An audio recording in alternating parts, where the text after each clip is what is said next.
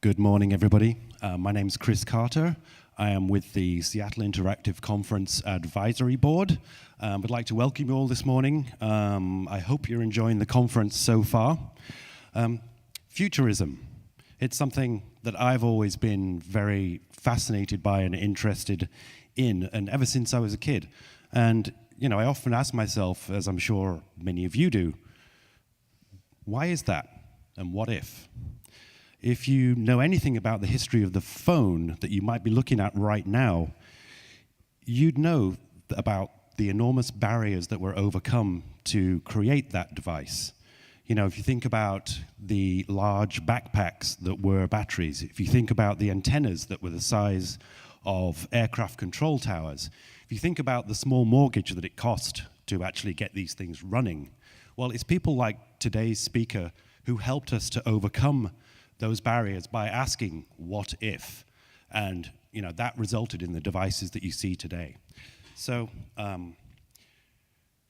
it's possible. We just need to imagine it. And that's why I'm very thrilled to introduce Glen Hiemstra, who's here to talk about what happens when we manage to overcome barriers and look into a preferred future. Thank you, Chris. Thank you. Thank you very much. Thanks for coming out at this early morning session, at least by the standards of SIC, apparently. I heard the party was last night. I hope everybody went and that it was good. I'm going to ask you a very simple question. Actually, I'm going to ask you several questions as the morning goes along. And the question, the primary one that you see is on the screen.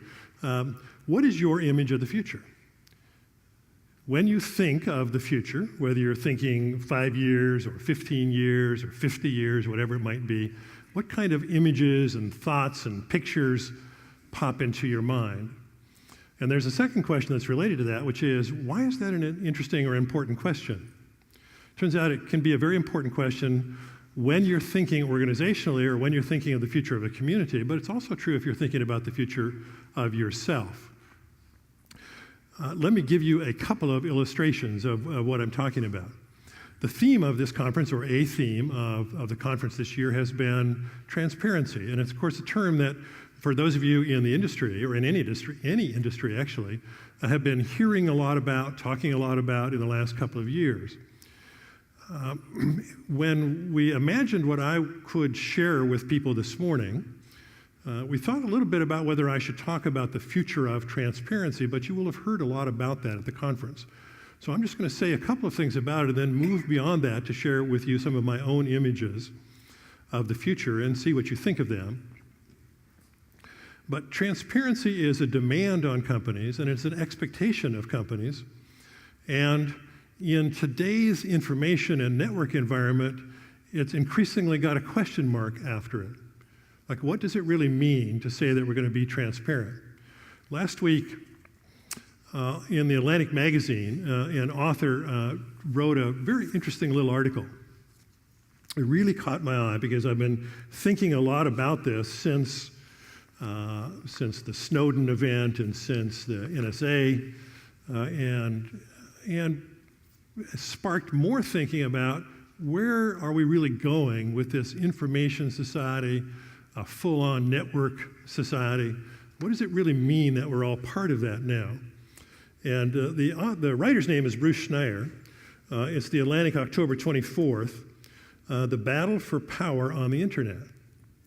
And while this is a bit of a heavy thought, I suppose, to start off our morning, I think that a lot of you, given who you are in this audience, will find this really, really interesting. I've been reading this series of novels by a guy named S.M. Sterling. And this is a set of novels which assumes that in 1998, some kind of metaphysical event happens and all the machines in the world no longer work anymore. Electricity doesn't work, gunpowder doesn't work, the machines don't work. And it's really the story of how people survive. Since then, I'm reading the very last one in the series right now. What happens is, of course, it's a great collapse of society in many, many places because all of the machines that we're used to no longer work. And so societies sort of revert. And the most powerful society, it turns out, emerges in Portland, Oregon. And they adopt, because some of the survivors were all part of these sort of medieval fair societies, they adopt a medieval model, a feudal model for reorganizing society. And so they build castles, and everybody becomes either a lord or a count or a serf or a servant or whatever. So I'm kind of steeped in that kind of story at the moment. And so this particular article in The Atlantic really caught my eye even more so, and you'll discover why in just a moment. So Bruce Schneier asked in this article, on the corporate side of the internet, power is consolidating, a result of two current trends in computing. First, the rise of cloud computing means that we no longer have control over our data. Now, I've been around long enough to remember when the PC revolution began. And the whole idea was suddenly we wouldn't be giving up control of any of our stuff to anybody else. We would be the only ones who had it. We would be the only ones who had access to it. It would exist only in our own machines. And yes, we would have to buy some software to run those machines, but nobody else could see what we had on our own machines. This was just previous to the beginnings of what we now think of the internet. First, the rise of cloud computing means that we no longer have control of our data. Our email, photos, calendars, address books, messages, and documents are on servers belonging to, as we all know, Google, Apple, Microsoft, Facebook, and so on. The second is that we increasingly access our data using devices that we have much less control over. iPhones, iPads, Android phones, Kindles, Chromebooks, and so on. Unlike traditional operating systems, those devices are controlled much more tightly by the vendors, even, as we all know, even directly by the vendors, doing automatic updates and testing what we have in our computers, and so on. And those are two relatively new kinds of developments, he says. So what does it all mean? I have previously, he writes, characterized this model of computing as feudal. Users pledge their allegiance to more powerful companies who, in turn, promise to protect them from both sysadmin duties and security threats. It's a metaphor that's rich in history and in fiction, and a model that's increasingly permeating computing today. Does that make sense? Medieval feudalism was a hierarchical political system with obligations in both directions. Lords offered protection, and vassals offered service. The lord-peasant relationship was similar, with an even greater power differential. It was a response to a dangerous world. Feudal society consolidates power in the hands of the few. Internet companies, like lords before them, act in their own self-interest. They use their relationships with us to increase their profits, sometimes at our expense. They act arbitrarily. They make mistakes. They're deliberately and incidentally changing social norms. Medieval feudalism gave the lords vast powers over the landless peasants. We're seeing the same thing on the internet. And then he goes on in the article to ask, are we going to continue this kind of a model? Are we going to put up with it? And his answer is yes, we actually probably are. Because the trade-off for the rest of us appears to be worth the bargain that we're signing up for. This freedom from having to worry about updates and about dangers and so on, and all of the vast power that it actually gives us. He mentions also, of course, that governments in the last couple of years especially have figured out how to use the internet as their friend instead of as a threat to themselves, and are increasingly taking control of what's happening on the internet. And that's an interesting phenomenon that is kind of unexpected. At the end of the article in The Atlantic on October 24th, Schneier says, so what's the answer? If we're going to continue this model, and it's unlikely to change, what can we do? And his answer is, apropos of the conference theme, demand transparency, demand accountability, demand some kind of mutual control over what's happening. So that is his take on transparency, and I thought a very interesting image of the future of computing to start us off with. It's a kind of threatening image, right? It's kind of intriguing on the other hand, but it clearly is an image, even an unconscious one, which is shaping the future of the internet at this moment. Now, why is the question, what is your image of the future, important? And it's important because the future creates the present. This is a very simple concept. Everybody knows that we make decisions and that creates the future. Everybody knows that people made decisions in the past and that created our present world. This is the flip side of that coin, and it's an interesting concept. It really is, in many ways, the simple concept of a self-fulfilling prophecy. If you've ever watched the Olympics, and I know that everybody has, either the Winter or Summer Olympics, you've seen an athlete in an individual event, let's say a high dive event, or perhaps in the Winter Olympics, a freestyle skiing event or a snowboard event. The athlete stands at the top of the hill or the top of the diving board, and the camera zooms in, right? And what do you see happening just before this athlete takes off on their run or starts their dive? What you see is the athlete typically with their eyes closed and their body is moving kind of subtly. And what they're doing is trying to create a self-fulfilling prophecy, an image of the future that's going to influence actually their actual muscular activity, which in fact it does. There's lots of research that says that in fact that will do that.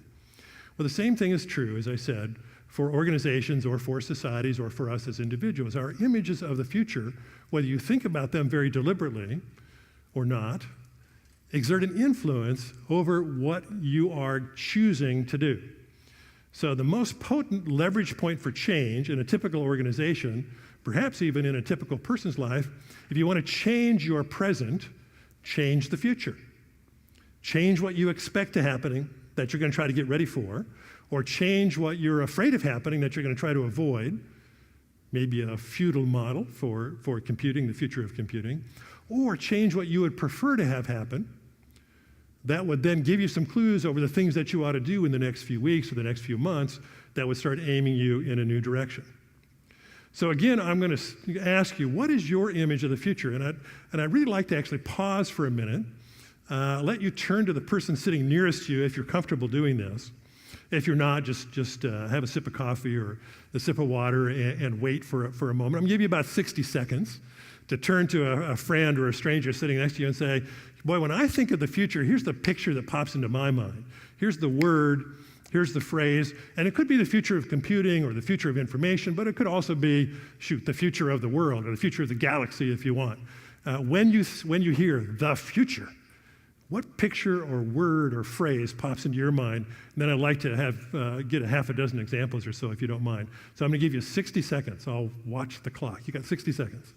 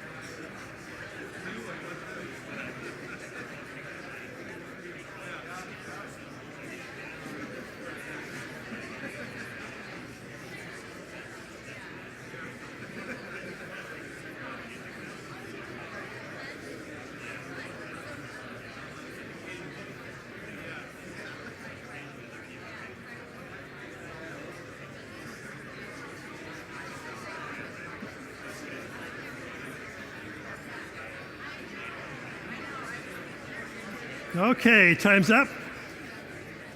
That's 60 seconds. You've got a lot to say. Okay, now if you'll raise your hand, you can raise your hand really high and say, okay, Sally sitting next to me had a really good image. She should tell you what it is. But I'd like to get a half a dozen examples. What's a good image? Self-driving cars. Self-driving cars. What's another one? Telepathy. Computer telepathy. Computed or computer telepathy? Computed telepathy. That's very intriguing. 3D printing. 3D printing. Cyborg. Cyborgs, yeah, some kind of, let's call it augmented human reality. There's a new television show being advertised that debuts this coming weekend, which is sort of on that theme, I think. A couple more? Global warming. Isolation. Isolation. More, what was that? Warp drive and zombies. Okay. Well, we just don't know if the zombies are going to be ourselves. Okay. Well, those are some really interesting images. Now, when it comes to an organization, I presume most of you, probably not all of you, some of you are probably independent actors here, but those of you who work for smaller or medium or larger companies know that in the company, there's probably some kind of a conscious, but often some kind of an unconscious image of what the future is supposed to look like. And that is exerting an influence over the choices that are being made in the organization. If you want to change the choices, change the future. So let's look at some future images that really come from my own sort of bank of ideas. I want to start with this one. It actually came up in one of your images. This is an image of a current technology, which I think captures really a lot of where technology is headed.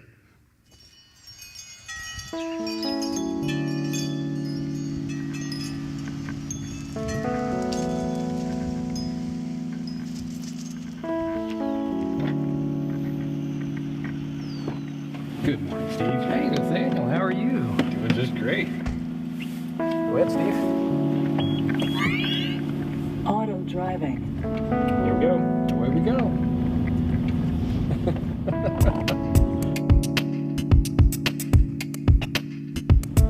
Look, Ma, no hands. No hands anywhere. No hands, no feet.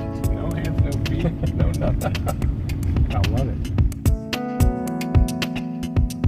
So we're here at the stop sign. Yep. Cars using radars and laser to check and make sure there's nothing coming either way. I find myself looking.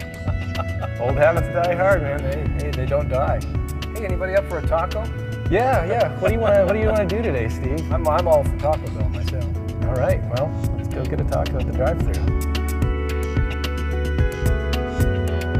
And we're turning into the parking lot. How neat. Go. Now we kind of creep along here. Does anybody have any money? I've got money. No, I've got my wallet right here. You'd roll down your window and order a burrito. Yeah, push that up. I'm doing very well. How are you today?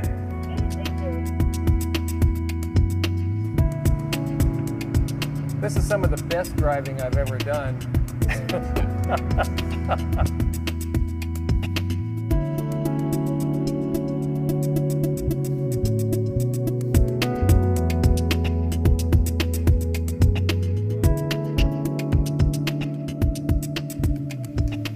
95% of my vision is gone. I'm well past legally blind. You lose your timing in life, everything takes you much longer. There are some places that you cannot go, there are some things that you really cannot do.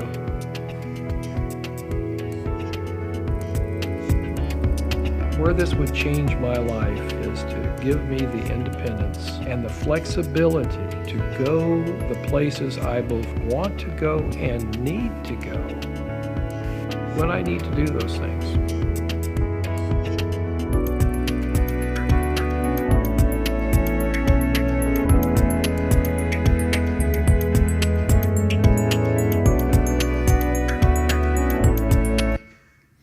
So some of you, I'm sure, had seen that video before, but what it illustrates, I think, it summarizes a whole lot of technology developments that are in place and developing even as we sit here.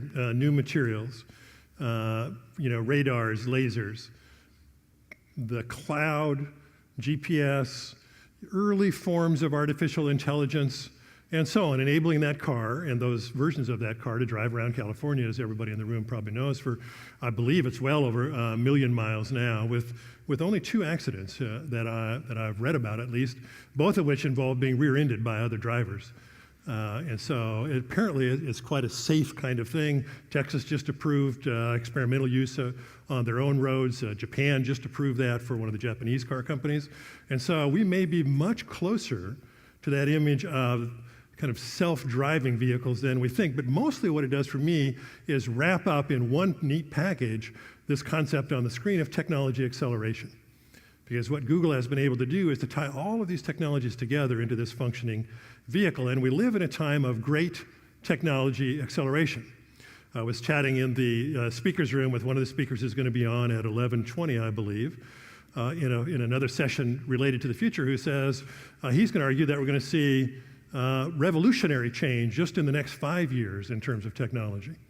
And that might be true. It might be true. What is the purpose of all that technology, though? That's an interesting question. We often think of the future as being relatively mysterious. We don't know what's going to happen. And in fact, there are lots of things about the future which we can see coming if you just pause for a few minutes and take a look. But there's another question that we often don't ask is, and what is the purpose of all of this? In the early part of this century, I had the opportunity to be a visiting scholar at the University of Washington at the Human Interface Technology Lab, which has now been folded more completely into the engineering school. But it was that virtual and augmented reality lab started by a local guy, or a guy who was local at the time, named Tom Furness. A few of you might remember that name. He's since retired. And Tom had invented the virtual cockpit for the Air Force, and then he invented the virtual retinal display, which was one of the early versions of being able to paint a computerized image onto your eyeball using glasses, kind of like the Google Glass. And I remember very clearly a day that he got up in front of a users group conference that we were having, probably in 2002 or 3 or so. And he said, the question we fail to ask as we work on developing all this technology is, what's the point? Besides coming up with a new product that we can sell, what is it that we're really trying to fix? What are the problems that we're really trying to solve with this technology?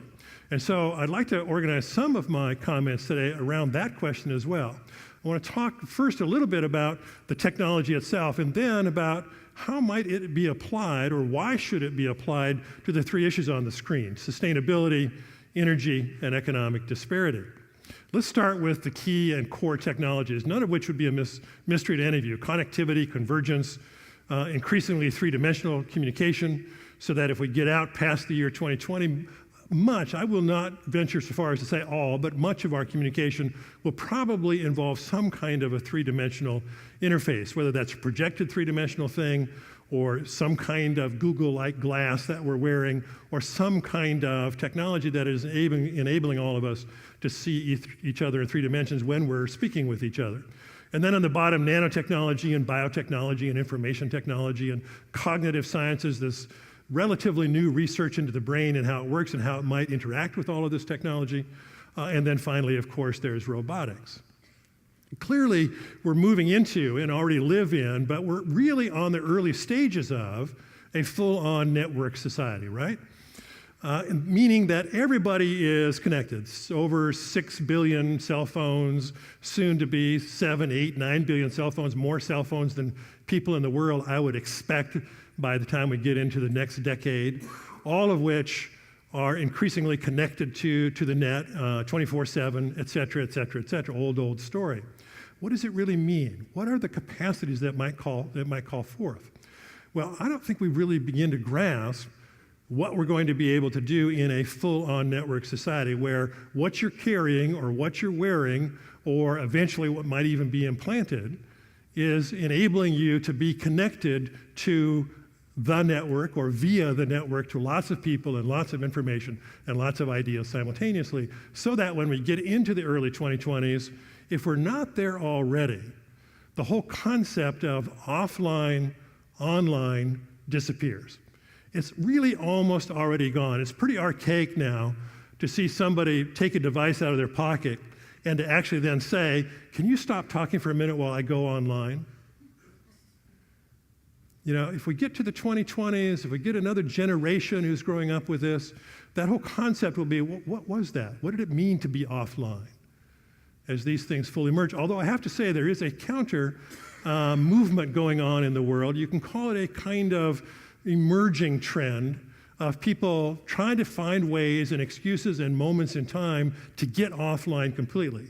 And it might be during a vacation, or it might be a dinner party at your home. It might even be an entire resort that will be explicitly designed to take us offline so that there's no possibility of being linked in, at least for a little bit of our lives. But that will be the exception and not the rule. So what does it really mean?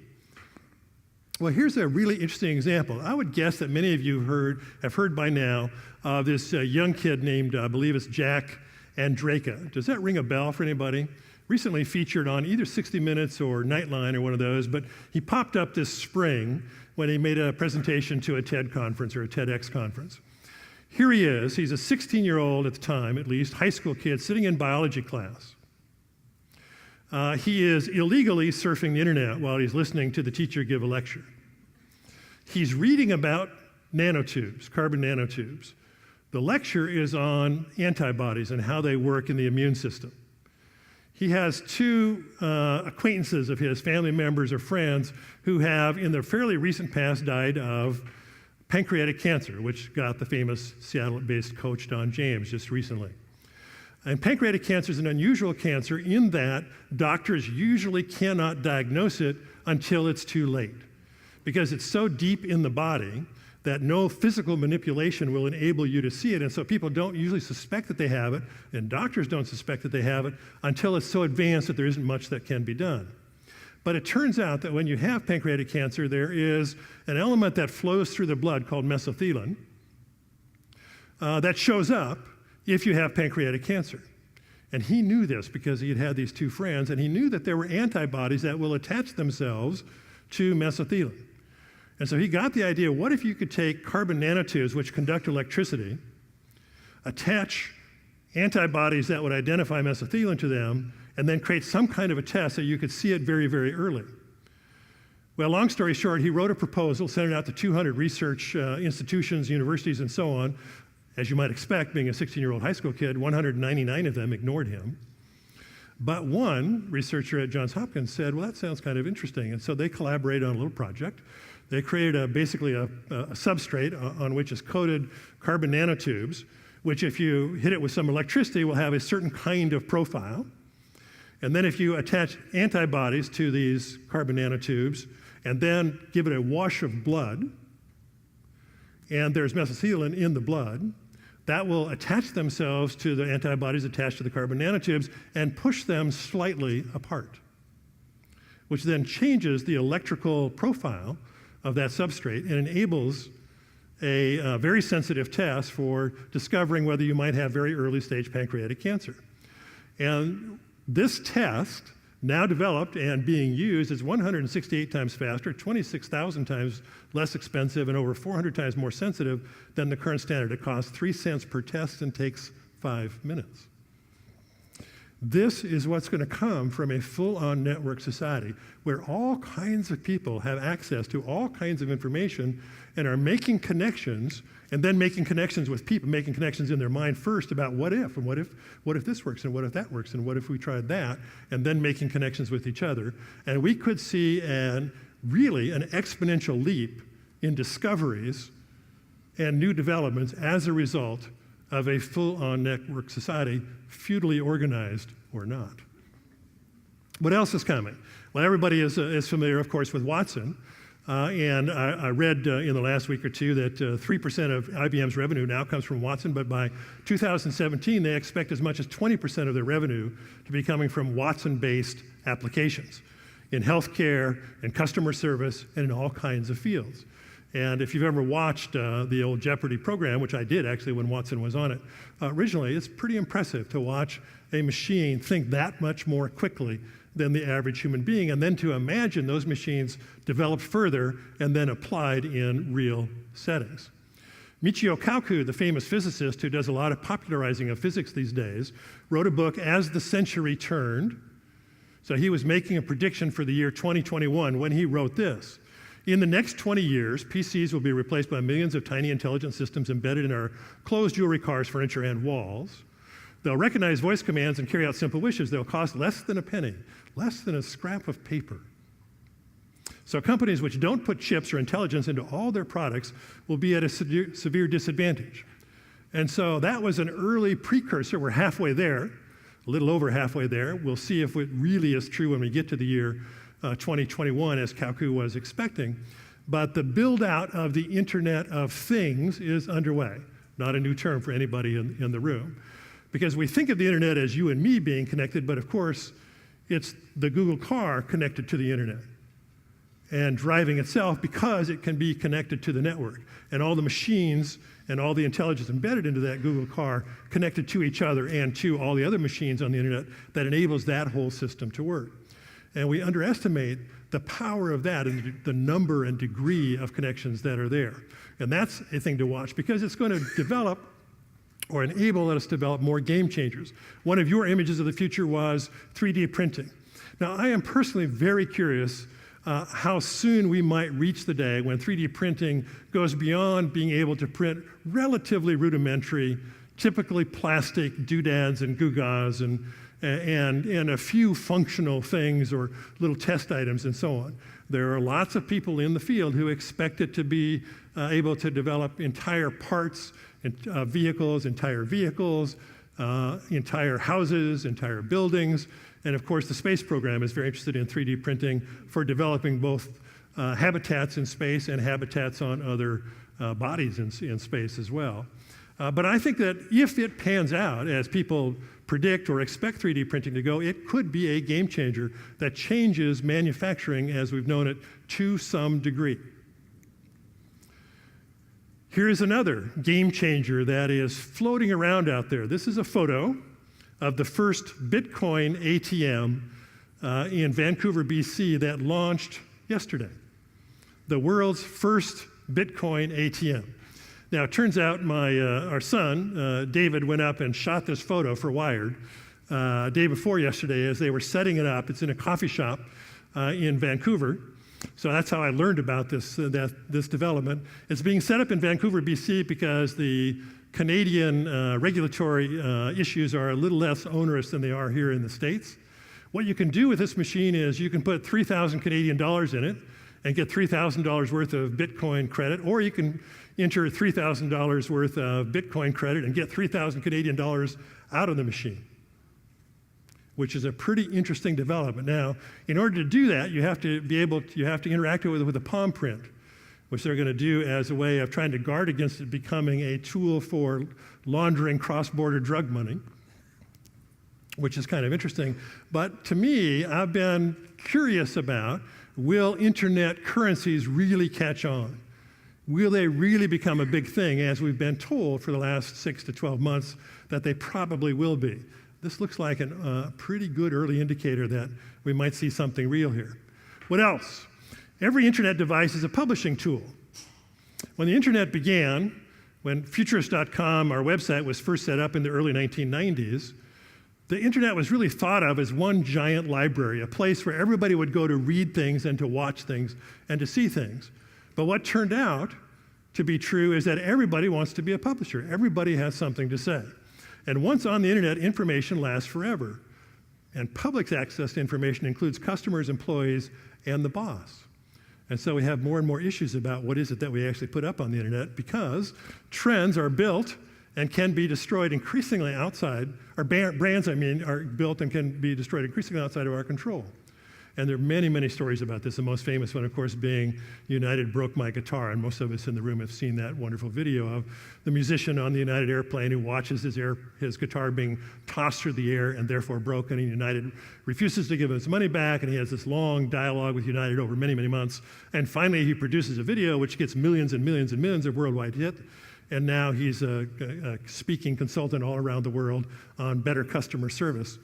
As a result of that. But it's an example of an individual person, because of the amplifying power of the internet, being able to take over a brand and create a brand image outside of the control of the typical marketing company or the typical organization. And this kind of activity is, of course, especially true of those of you in the room who are digital natives. Now, I was curious when I came to the SIC conference how many in the room would in fact be digital natives and how many of us in the room would be digital immigrants. So I'm going to ask us to do, those of you who are digital natives will get a little exercise here. If you were born after 1980, would you mind standing up and then look around the room? If you're born after 1980. So looking at the room, we have about half the room who are digital natives. Thank you very much. It's a term that I'm sure that most of you have heard by now. And half the room are digital immigrants, which simply means, quite obviously, that those who stood are the first generation to grow up after personal computers were invented and in common use, starting in about 1980. Apple had been around for a little bit, Handy Radio Shack, and so on, but IBM PC began in 1981, et cetera, right? So if you're growing up with that, the world will always look different to you. And then imagine the next generation, which is going to follow this digital native generation, otherwise known as the millennial generation, the kids who have been born in this century, who have been born not just into the internet, but just into computers, but into the internet, and then in this century into YouTube and Twitter and Pinterest, et cetera, et cetera, et cetera. That is really a different world, and it gives them automatically a different image of the future than everybody else in the room who are quite the computer experts, but we are all digital immigrants, whether you're older or younger, but not quite young enough to be a digital native. Whenever a new computing device or new software announcement is made, a digital immigrant is likely to say, wow, look at that, that's pretty amazing. A digital native is likely to say, when is somebody going to invent something new? It's just the same old, same old. It's just the same stuff that's been there ever since I was a kid, ever since I can remember. That's where we're headed, because they are people of the screen, and they will not and do not accept old limitations. And whether that's old limitations on how the customer and buying and selling relationship works, or whether it's how invention works or how the office is organized and so on, a digital native is much more likely to walk into your office, large or small, as in fact happened to me, and look around the room and say, why is everything in here so backwards? Why is your stuff so out of date? You know, you're the futurist. How come you're not up to date? But it took a digital native to really notice that, to see that, because it's always been there for them. What is that going to mean? One of the things that it means in the workplace, according to a study that was published this month by Cornerstone On Demand, one of those HR kind of back office and support companies, is the phenomenon that you've also become familiar with called bring your own device. It turns out that 56% of millennial generation workers in the US, according to the survey, which was done just in August, 56% of US employees use their own devices at work. Mostly they use their smartphones, but they also use iPads or, in a few cases, laptop computers. And they would like to use those devices exclusively at work if the policies and procedures could be figured out to enable them to do that. Only 39%, but that's a fairly high number of those who are older than digital natives, older than the millennial generation, are using their own devices at work. But that's still, as I said, a fairly high number. And it turns out in the same survey, only 43% of US companies at this point, as of yet, have a policy in place about the use of your own devices at work. Is it allowed? Is it not allowed? Can you do it? What can you access? What on the company internet can you access? Et cetera, et cetera, et cetera. Recently, I was with a couple of futurists, the futurist from Cisco and another futurist named Stowe Boyd, and we were having a conversation about this phenomenon of bringing your own device to work. And Stowe Boyd, I have to give him credit for this because it's such a brilliant little example, or image at least. What he said was, you know, if you think about it, the devices that we all carry around now are really have become part of our own brains. Whenever we have an issue, a problem, a question, a connection that we need to make, we of course tap into the device, and they have become an extension of who we are. And therefore, he said, when people are saying, I'd like to use my own device at work, what they're really saying is, I'd like to bring my own brain to work. And he said, and that's what companies really need to get ready for. As we move generationally through and then technologically through generation after generation, people will be more and more inclined to say, I just want to be able to use my own stuff. And that's going to take some really clever invention and policy thought on the part of everybody in the room. There are still a couple of other phenomena that are happening in the technology world as a result of this technology acceleration. That's the emergence of gamification. Some of you here I know are involved heavily in that, but gamification is especially related to training and development in organizations, but also to human resource management and so on. And then there is the beginnings of the end of mass-vertising. As advertising becomes obviously more and more targeted to us, even if it's on a big screen, the biggest screen that we have at home, that advertising may still be more directed at me and those of us in the household than it is an advertisement that everybody in the world is watching at the same time as the back end becomes smarter and smarter. Who will this mass advertising be aimed at besides the millennials? Well, it is important to keep in mind that there are some other generations out there. Primarily, especially, I like to mention the baby boomer generation because it is so large and it is aging. Everybody in the room knows about the aging of the US population. I don't know where you all live. I presume many of you are from the Puget Sound area. If you're from the state of Washington and you're walking down the streets in Seattle, about 1 out of every 10 people you see should be over the age of 65, because we're about 12% in the state who are over the age of 65. The US Census Bureau says that in the early 2020s, we will have shifted from that world to a world in which the US has 37 Floridas. And what that will mean is when you're walking down the streets, and it could even be true when you're walking down the corridor at your office, 1 out of every 5 people you see will be over the age of 65. That's the world we're headed to. It already exists in Florida. If you want to see the future, go to Florida and look around. And you actually do get some clues about what the future is going to look like. How do you organize a society? What kind of software, what kinds of tools, what kinds of machines are required in a society where a fifth or even a fourth in some areas of the population are over the age of 65 and yet want to be connected in just like everybody else? What does that really mean? And it has a lot of implications. The other one that I think is generally not thought of a lot about deliberately within the larger technology community is the emergence of a much more diverse population.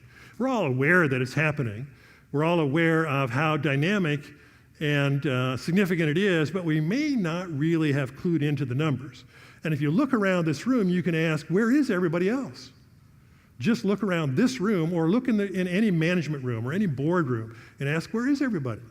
Why do we all look pretty much the same with some exceptions, but not nearly so much as should exist given the profile of the population? After the 2012 election, the Pew Foundation got very interested in why did the Latino population vote so heavily Democratic, i.e. for President Obama? And what does that portend for the future if that did not change? So they produced a very quick study. It came out in December of last year. This is what they found. The median age of native-born Latinos in the US is 18. The median age for all Latinos is 27 versus 42 for non-Hispanic whites in the US population. 67,000 US Latinos turn 18 every month, 93% of whom are citizens. 40% of US population growth from now to 2030 will be Hispanic, and 77% of that growth will be minorities all put together, leading the Census Bureau to say by about 2040, we flip in this country from a majority Caucasian population to a majority minority population, those who have formerly been classified as minorities. When will this industry, when will our workplaces reflect that? What will it take to get there? Will it happen naturally, or will it require some more deliberate policies? Now to those 3 questions about, well, what should we use all of this technology power for when we get out into the 2020s? One area that I think we really need to pay attention to, and it was in your images of the future, global warming, or the term I have on the screen, sustainability. Is this an opportunity, or is this a demand that's going to be made on us? A lot of companies outside of technology, though a few inside of technology, are asking this question. For example, I've been working with a very large global manufacturer of materials that goes into building of houses. And they have set as a global goal to be the world leader in sustainable habitat. But they're getting a lot of pushback from their American subsidiaries because they say in America people are not interested in sustainability. In fact, it's politically incorrect to even use the term.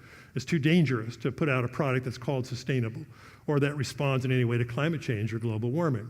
So is it an opportunity or a demand? What we need to watch for are how significant is sustainability going to be as we move into the future. My sense is it's going to become increasingly important, and very few decisions will be made without taking sustainability into account. That is, organizational decisions. Should we build this or not build it? Should we do this or not do this? Should we ship this product in a package or not in a package? Et cetera, et cetera, et cetera. We'll have sustainability as part of the conversation. If you want to pay a little bit of attention to it, watch for this canary in the coal mine. This is really a fun one if this topic interests you. There is a website of the Snow and Ice Data Center. Just search Snow and Ice Data Center. It exists in Colorado, in Boulder, I believe. It is that federal office that collects all those composite pictures and creates these maps of the Arctic and of the Antarctic and of Greenland and so on, and tells us how much snow and ice is there on the planet. Well, we all know that every summer the ice in the Arctic melts because the sun is up 24 hours a day, and it gets actually relatively warm. And in winter, it all refreezes again. Now, for many thousands of years, it stayed frozen all summer, although the ice would thin a little bit. But increasingly in the last 20 years, the ice has melted out to some degree in the summer. This was the peak meltout moment in the year 2012. This year, there was a little bit more ice than there was in 2012, but it fluctuates a little bit while overall going down each summer. And what you notice is the kind of orangish line is the average amount of ice left at that moment in the middle of September since the late 1970s versus what was actually there in 2012. You could take a kayak and sail around the North Pole if you wanted to, leading scientists to ask, when will the Arctic become completely ice-free? Could it happen as soon as the 2020s, or will it be the 2040s, or a little bit later? Why is that important? Because the amount of ice, it turns out, has an impact on the jet stream. And the lack of ice is apparently beginning to have an effect on the jet stream such that it parks in place and moves into areas that it did not in the history of modern civilization. So you get longer droughts, longer storms, and more powerful storms as a result of this movement of the jet stream. That's the hypothesis. And if you want to watch that canary in the coal mine, pay attention to the Snow and Ice Data Center. What it means going forward is that increasingly we'll be asking questions about how can we make our systems more resilient, whether it's a transportation system or a building or a city. How can we make them more resilient so they can survive more dramatic weather events and more dramatic climate events? We'll also be asking the second area that I wanted to mention is energy. If you want to ask what is the greatest business opportunity of the next 40 years, I think it's still in energy reinvention, despite what is happening right now with so-called fracked oil and gas, which for a lot of people think is taking the pressure off any need to think about renewable or alternative forms of energy. But be careful of that and pay attention to what happens over the next decade, because that phenomenon is going to fade over about a 10-year period for a lot of reasons that I won't get into. But there are tremendous opportunities on the software side, on the application side, and requirements if we're going to move into a different energy future. This is a summary from Richard Sokolow and Amory Lovins of opportunities out to the year 2050. Sustainable electricity for everybody in the world by 2030. Shift 2 billion cars from 30 miles a gallon to 120 miles a gallon by 2050. Decrease driving for 2 billion cars in half, which we're actually beginning to do right here in the Seattle area. Develop zero-emission vehicles, increase the efficiency of new appliances and buildings to achieve zero carbon emissions, add 3 million new windmills, 75 times the current capacity, add 3,000 gigawatts of peak solar photovoltaic power, build no net new coal-fired power plants, and have success, if we can, with carbon capture, use, and storage. Where are we going to ultimately end up in energy? I think where we're going to end up is here, as is going to be illustrated by this slide. Let's let that drop, which looks like a drop of oil, represent all the fossil fuels that we use in the world in a given day: coal, oil, gas. It's kind of strange to think about this fact, but our society, everything you and I take for granted, the ability to operate this conference center, the ability to run the cameras, run the lights and everything, pretty much depends on our ability to locate dead plants and animals, dig them up, and light them on fire. That's what our entire industrial and post-industrial society is based on: finding old dead plants and animals, digging them up, putting them in some kind of device, and lighting it on fire. And that's how we run the world. Don't you think that some future civilization will look back at us and say, was that the only choice they had? When we're surrounded by this tremendous energy source called the sun, in which 10 seconds of sun equals 1 day of all humanity's energy use. Every 10 seconds. You take all the fossil fuels that are burning right now for a full day, and every 10 seconds enough energy hits us from the sun to replace all of that. Which is why I'm convinced that as we go forward, increasingly we'll concentrate on figuring out how can we enable that to happen.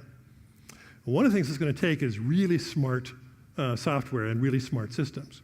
Did you know that if in your neighborhood, on your street, 3 people bought an electric car, and a high-capacity charger, installed that in their garages, and then all came home at the same time and all plugged in at the same time, it's very likely the transformer at the end of the street will blow up. In order to move to a fully electrified, for example, transportation system, there's a whole lot of work that has to happen with data and with systems to build what's called the smart grid. The final thing that I want to mention is, in fact, I think the most challenging. It's a very interesting one. What is the road that we're really on economically, and what does that have to do with those of us who are in software or in this technology business? Well, one of the early and greatest of all technologists that we all hear about in our elementary school training was Henry Ford. And Henry Ford not only was famous for building the Model T and the assembly line, but he was also famous for saying things, and many of his sayings are written down. You can find them in these little quote sites all over the internet. And this is my favorite of Henry Ford's that I've ever come across, when he said this: "There's one rule for the industrialist, and that is, make the best quality of goods possible, at the lowest cost possible, paying the highest wages possible." Now, it's not so much applicable to the people in this room, but when I'm in certain business leadership audience, I'm in front of certain business leadership audience, I like to put this quote up and then ask them, when did you all forget part 3? When? How did that happen? How did that happen? I'm going to tell you a little story about that, but it has. I noticed also later this morning there is a session that is entitled, it sounds very intriguing to me, apropos of this quote, "Content is free, but people aren't." But the whole economic system that we're living under now wants to pretend that not only content, but people are essentially free. There are many, many charts that one could put up. I'll just put up this very simple one. It was really about 1970 when a dramatic split occurred between increasing productivity and increasing wages for the vast majority of people in the United States and to some degree elsewhere in the world. Now, I don't know why this correlates with the invention of the microchip, but coincidentally it does. So it could be that the emergence of technology and the ability of technology to amplify our productivity somehow played a role in separating the growth in productivity, which before that had always gone up in concert with the growth in wages. That is, if productivity went up, your wages went up. And starting in the early 1970s, those things began to split, except for people who own the companies and the people at the very top, as we all know that story. This is, in my opinion, the biggest challenge that we face in the United States, for those of you who are from the States. How do you recreate an economic system in which everybody's pay goes up at a regular rate, rather than being held flat forever and ever and ever, as it's been since the turn of the century and to some degree since the late 1970s? One of the ways you do this, although it is only a little part of the answer, the bigger part of the answer probably has to do with some policy decisions, is this. You acknowledge that you're living in a knowledge value economy. And this is a great concept for everybody in the room. If you want to read about it, find a Japanese writer by the name of Taiichi Sakaya, who wrote a book called The Knowledge Value Revolution back in the 1980s. The best business book that I ever read. I reread it 2 years ago, and it's still the best business book that I've read, particularly if you're in the technology or information or application or software world. Because what Taiichi Sakaya said is that historically, the value of a product or a service depended on primarily 2 things: the cost of the materials that went into the product and the cost of the labor that produced it. And if it's a service, it's primarily the labor, right? But increasingly, he said, the world would be shifting such that the value of any product or any service would depend primarily on the amount of and the quality of the information in the product or service.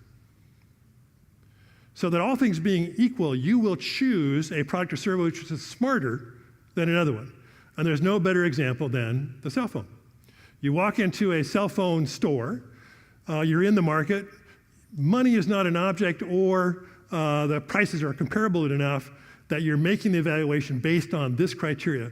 Which of these phones is smarter? Which one was built by smarter people? Which one has smarter design built into it? Which one will enable me to access information more easily? Which one will make me smarter because I own it and I'm able to use it? And coincidentally, he also says in his book, which one will make me look smarter when I take it out of my pocket? That's part of knowledge value. Which one will others think make me look smarter because I'm wearing it or I own it or whatever? And an interesting phenomenon is happening right now, I think, which is that for about 5 years, this is the phone that made you look smarter when you took it out of your pocket. But among the millennial generation, it's a real challenge for Apple, it's no longer true. Now, when millennial generation see people take this phone out of their pocket, they think, that's my parents' phone. And they're moving on to another one, and that's going to be a really big challenge for Apple going forward. And there's whole advertising campaigns based around that, and so on. Here's the key. It's what a product or a service or a person knows that will really matter from now out into the 2020s. If you're if your project here is building a product, or building a service, or building a site, or building a company, how smart can you make it, and how smart can you make it appear and be for your customers? That is, they will come to you if they perceive your product or your process is smarter than the person's next door. How can you build more intelligence into it? How can you make that intelligence more available to the customer? And how can you make yourself smarter going forward? What is your image of the future? That's the big question. My favorite technologist, my favorite thinker, my favorite creator in the world these days is the guy that I've had the pleasure to meet a couple of times, Elon Musk, who everybody in the room, I'm sure, knows of. And so I want to conclude with his images of the future because he tends to take us way beyond where most of us think. What's your image of the future?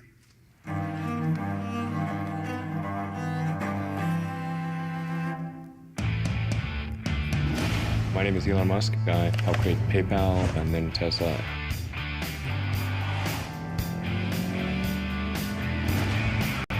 NASA turns to the private sector to resupply the International Space Station. I recently helped create SpaceX.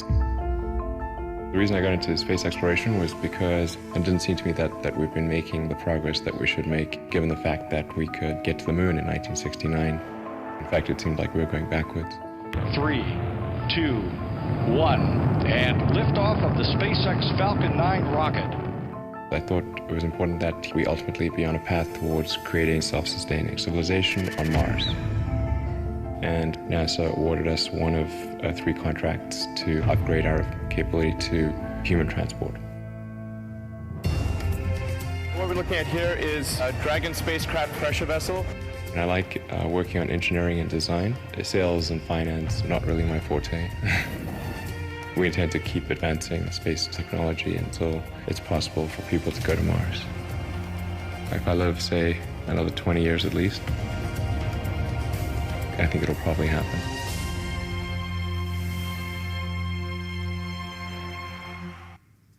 In the end, the future is not something that just happens to us. The future is something that we do. And it's always the challenge to figure out, so what is it that we actually want to do? Thank you very much for your attention this morning. Thank you.